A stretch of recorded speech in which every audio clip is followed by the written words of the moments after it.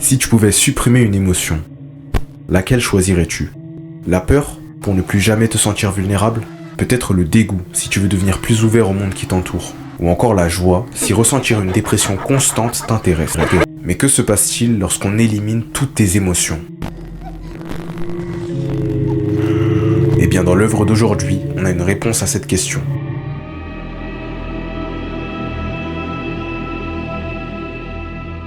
Dans cette version, on se retrouve quelques années après les événements du film et on retrouve une Riley dépressive suite à la mort présumée de ses parents. Un parasite a infiltré son cerveau et transmet aux émotions un virus qui les transforme en créatures meurtrières. Les derniers survivants prennent les armes pour éliminer le parasite avant qu'il ne tue Riley. J'ai été vraiment content de voir l'engouement autour de la première partie, même si celle-ci n'analyse l'œuvre qu'en surface. À la manière d'un iceberg, dans cette deuxième partie, on va plonger dans les profondeurs. Ici, on va tenter d'éclairer toutes les zones d'ombre que j'ai pu laisser dans la première partie, en plongeant dans la face cachée des Inside Out Tapes. Dans ce troisième volume, on se retrouve quelques heures après la tentative de suicide de Riley. Son état se détériore et on découvre enfin les sombres événements qui ont causé sa dépression. De nouveaux personnages font également leur apparition, certains guidés par de bonnes intentions, et d'autres par la haine. Bienvenue à tous, c'est Danny Cinéma, et aujourd'hui on va enquêter ensemble les Inside Out Tapes, volume 3. Dès le début de l'œuvre, on se retrouve face à Ennui. Elle tient dans son dos un fusil et semble complètement exténuée. Cela fait déjà plusieurs heures qu'elle marche à travers l'esprit de Riley, en direction du quartier général des émotions. Peur apparaît à l'écran. Il saigne de la bouche et observe au loin la tour avant de demander.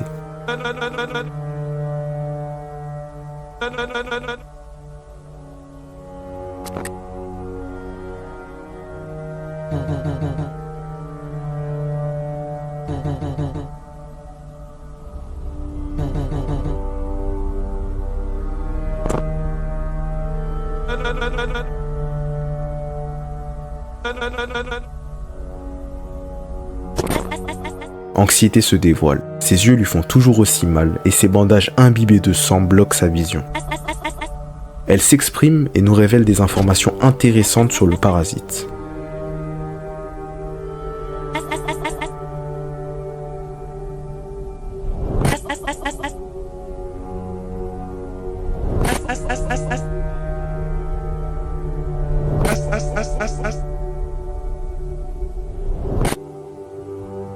Elle commettra l'irréparable. Les trois survivants cherchent un moyen rapide de retourner au quartier général. Peur propose alors d'utiliser le tube de transport des souvenirs comme un raccourci vers la tour.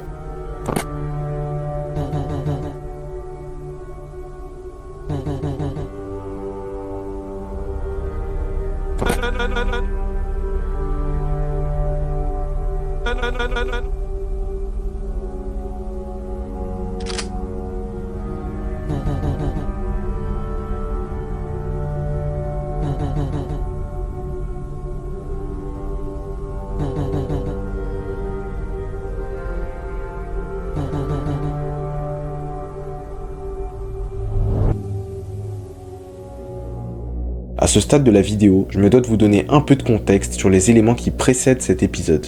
À la sortie de ma dernière vidéo sur les Inside Out Tapes, vous avez été très nombreux dans l'espace commentaire à me faire remarquer la présence d'un QR code à la fin de l'épisode numéro 2. Et ce qui est étrange, c'est que ce QR code apparaît tellement rapidement que même durant le montage de ma vidéo, je ne l'ai pas vu.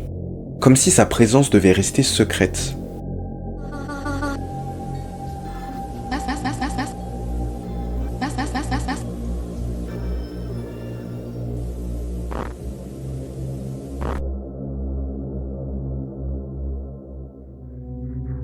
Le blog sur lequel nous arrivons est vieux. Il s'appelle Medline Plus et prétend être une plateforme en ligne d'information dédiée à la santé. Le site a plus de 25 ans et il rend disponible énormément de ressources. Depuis Medline, on peut accéder à une encyclopédie médicale, diverses informations sur les drogues et même à des recettes de cuisine saine. Mais je vous ai menti. Ou du moins, je vous ai pas raconté toute la vérité. En effet, lorsqu'on scanne le QR code de la vidéo, on n'arrive pas directement sur la page d'accueil du site, mais plutôt sur une page qui traite de psychosis. La psychosis, ou psychose en français, survient lorsqu'une personne perd le contact avec la réalité.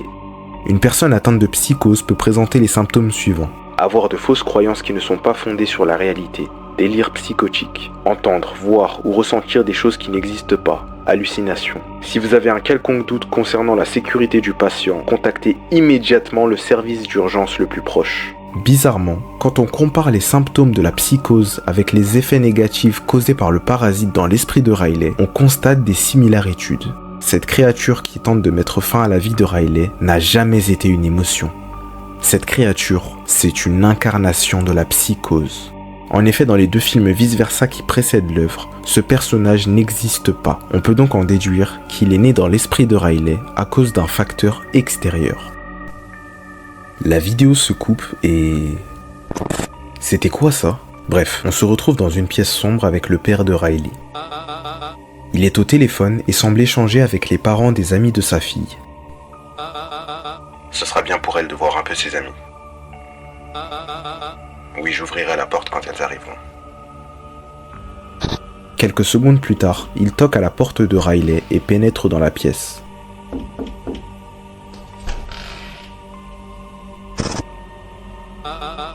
Salut chérie. Tes amis ont appelé.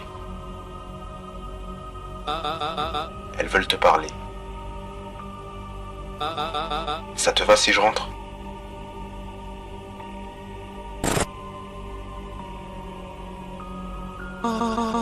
Oui, et Grace? Oui, elle me manque terriblement. Comment te sens-tu?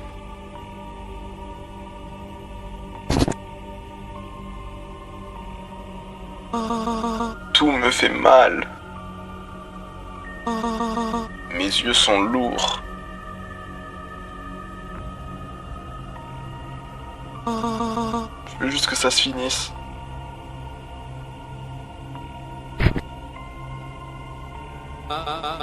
Je vais te laisser un moment seul.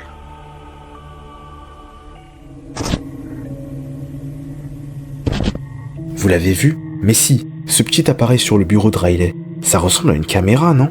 Et d'ailleurs, à 3 minutes et 1 seconde précisément, je suis sûr et certain qu'un texte est apparu à l'écran.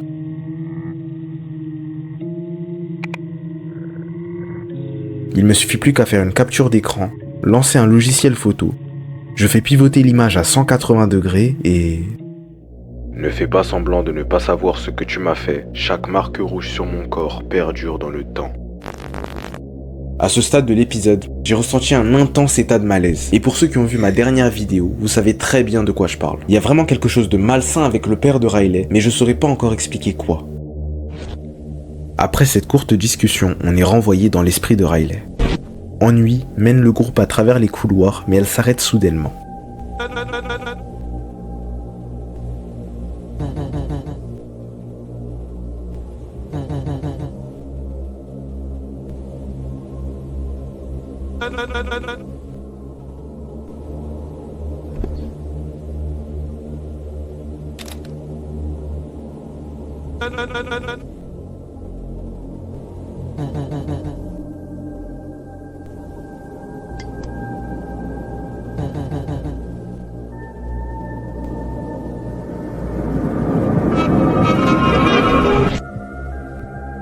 La vidéo se coupe et on retrouve Ennui, fusil à la main, qui parle avec nostalgie.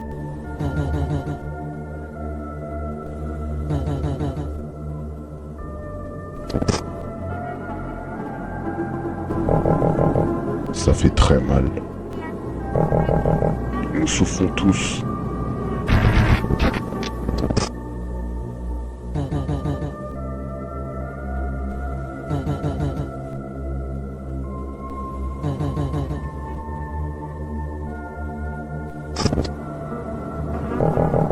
Je ne veux plus faire de mal. Le temps est court. Finis-en avec moi. Ennui hésite. Finalement, elle redresse son arme en direction de Nostalgie et tire.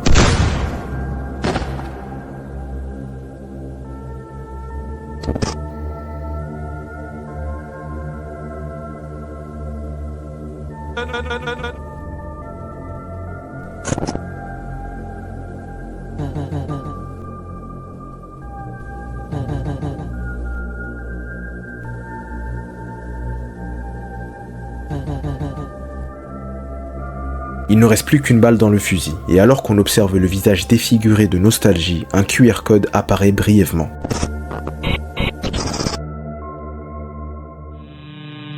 On arrive sur une vidéo en non répertorié du créateur. La vidéo ne dure que 5 secondes et dessus on voit Joa totalement défigurée. Dans le dernier épisode, elle avait été abattue par ennui d'une balle dans la tête. Mais sur l'extrait, elle semble être bel et bien en vie.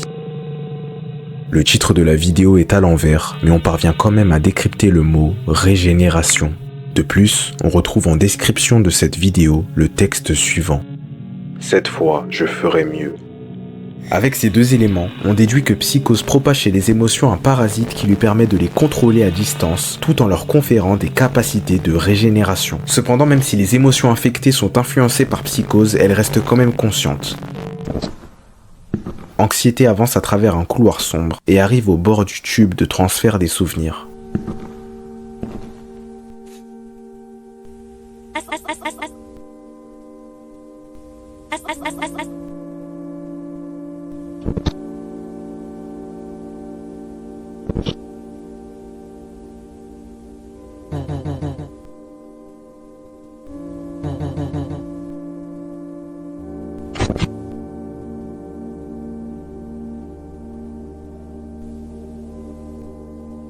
La vidéo transitionne ensuite vers un gros plan de Riley, et pour la première fois depuis le début de cette œuvre, on la voit sourire.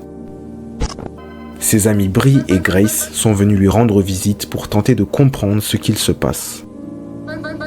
Tes parents nous ont raconté comment tu te comportes. Il paraît que tu ne veux même pas prendre tes médicaments. Je vois des têtes déformées. J'ai pas demandé de souffrir comme ça. On comprend à quel point ça peut être difficile. N'aie pas peur de demander de l'aide. Les hallucinations de Riley reprennent et pour la première fois, nous pouvons les percevoir. Sa psychose semble déformer les visages de ses proches en une figure démoniaque avec une large bouche, des orbites oculaires démesurées et un sourire terrifiant. La vidéo reprend et le sourire de Riley disparaît petit à petit pour laisser place à Psychose. Les fautifs, c'est eux. Et surtout, père.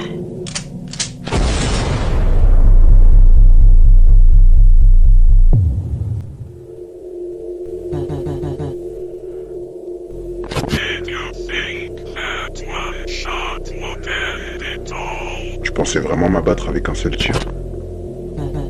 On s'était mis d'accord pour ne pas parler de ça.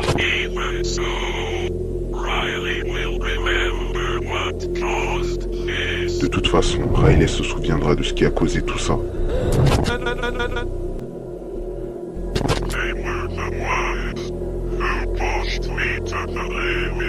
Ils m'ont poussé dans mes derniers retranchements.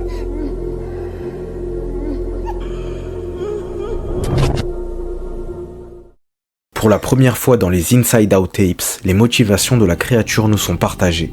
Psychose confirme que le mal-être de Riley a été provoqué par un événement traumatique impliquant le père de Riley.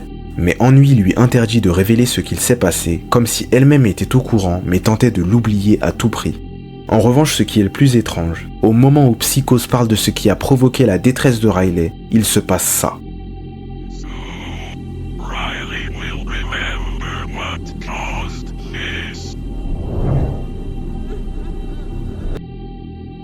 Son père semble nu.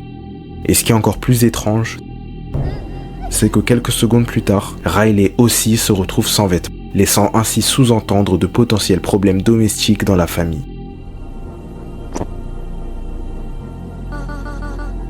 Soyons réalistes. Ma mort n'en serait qu'une de plus dans la foule.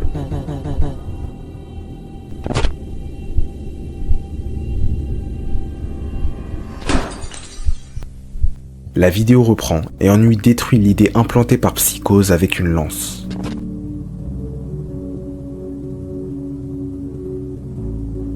Non Riley, tu n'es pas seul. Pense à ceux qui t'aiment.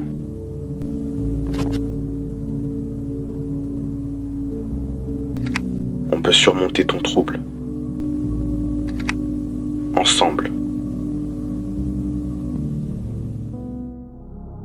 Pour être honnête avec vous, ce troisième volume des Inside Out Tapes m'a énormément surpris de par les sujets qui sont abordés. Cependant, je tiens quand même à remercier personnellement le créateur d'avoir publié ce troisième volet. En effet, je pense que ces sujets, aussi choquants soient-ils, doivent continuer d'être abordés. Des événements pareils, ça peut malheureusement arriver à tout le monde, et je trouve ça important de sensibiliser le plus grand nombre de personnes à ces choses-là. Par ailleurs, je vous mettrai en description de cette vidéo un site officiel du gouvernement qui répertorie plusieurs numéros utiles, et juste en dessous, je vous mettrai le numéro de soutien psychosocial de la Croix-Rouge. Pour ce dernier segment de la vidéo, je vous propose qu'on arrête de théoriser et que je vous explique enfin point par point le mystère qui se cache derrière les Inside Out Tapes. Mais pour ce faire, je me dois de vous révéler tous les petits détails cachés que j'ai volontairement occultés durant mon analyse. Si on retourne à 2 minutes et 7 secondes précisément, on retrouve le QR code rouge que nous avons vu précédemment. En le scannant, on arrive sur un article écrit par une journaliste nommée Areli. Everything happens for a reason. Tout arrive pour une raison. Cette chronique est hébergée sur ce qui semble être le site internet d'un lycée californien appelé Selma High School. Dans cet article, l'autrice élabore sur l'importance de la résilience face aux épreuves de la vie. Elle explique que la vie humaine est dictée par la fatalité et que toutes nos actions ont un prix.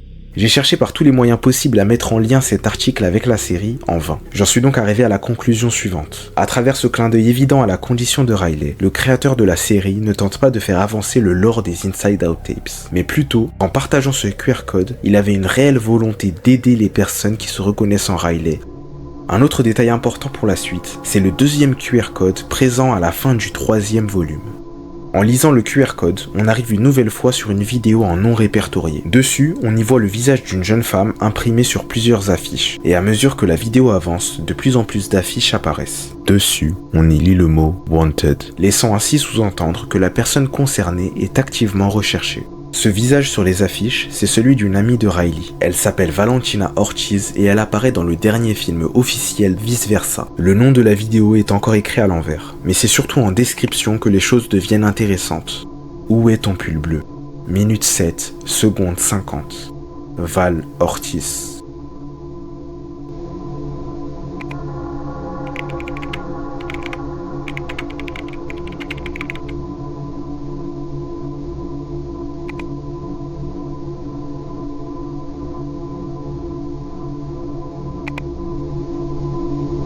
Ça y est. J'ai enfin compris. À ce stade de la vidéo, je suis tellement sûr d'avoir percé le mystère derrière les Inside Out Tapes que je vous propose de faire un pari. Si vous ne trouvez aucune incohérence dans l'entièreté de mon propos, vous devrez vous engager à vous abonner à la chaîne et liker cette vidéo. En revanche, si vous parvenez à trouver un quelconque problème dans mon explication, je m'engage à laisser l'un de vous derrière votre écran décider d'une œuvre qu'on analysera sur cette chaîne dans une prochaine vidéo. Voici ce qu'il s'est réellement passé dans les Inside Out Tapes. Depuis une période indéterminée, Riley est victime d'inceste de la part de son père. Sa mère est au courant mais n'ose pas intervenir, comme le suggèrent ses pleurs en arrière-plan de cette scène. Terrifiée et honteuse à l'idée que quelqu'un découvre sa situation, elle n'en parle à personne. Arrivée au lycée, Riley rencontre Val et les deux deviennent rapidement amis. À cause de l'écart d'âge, Val prend très vite un rôle de grande sœur pour Riley et devient sa confidente. Un jour après les cours, Riley invite Val à venir manger à la maison. Les deux discutent et Riley décide de confier à son amie les violences que son père lui fait subir. Val est complètement choquée par la nouvelle et annonce à Riley qu'elle doit absolument en parler aux autorités. Riley refuse et interdit catégoriquement à Val d'en parler à quiconque. Valentina, devant la gravité de la situation, n'écoute pas Riley et s'engage à contacter la police. Terrifiée à l'idée que son secret soit révélé, Riley panique complètement. Elle attrape un couteau dans la cuisine et attaque violemment Valentina avec.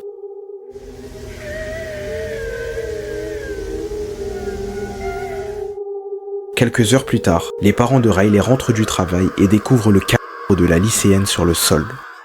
Riley est encore choquée par ce qu'elle a fait et révèle à ses parents que Valentina menaçait d'appeler les autorités. Ses parents prennent les choses en main. Ils décident de dissimuler le meurtre pour protéger leur fille et par la même occasion s'assurer que leurs agissements dans la maison restent secrets. Ils font disparaître les preuves et cachent les habits de Valentina dans l'armoire de Riley. Ils embarquent ensuite le cadavre de Valentina dans leur voiture et conduisent vers un endroit où cacher le corps. Suite à ça, Riley développe une psychose et oublie une partie des événements traumatisants. Ses parents gardent le secret et veillent à ce qu'elle aussi ne dise rien en installant une caméra dans sa chambre pour la surveiller. L'état mental de Riley se dégrade de plus en plus. Elle ne ressent plus la joie, l'envie ou même la colère. Riley a perdu goût à la vie et les seules choses qu'elle ressent à présent sont l'anxiété, l'ennui et la peur. Dans cette histoire, Riley n'est qu'un produit de son environnement.